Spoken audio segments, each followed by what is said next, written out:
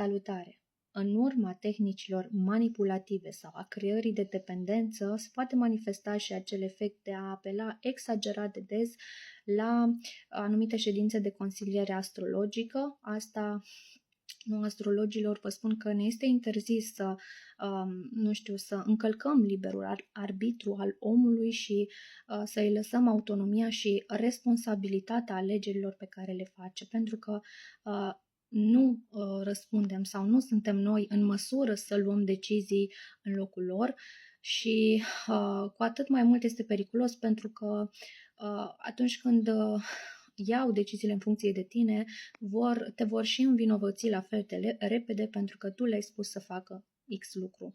Noi nu suntem cei care obligă la decizii, ci mai degrabă suntem cei care traduc și ghidăm sau oferim niște perspective sau viziuni.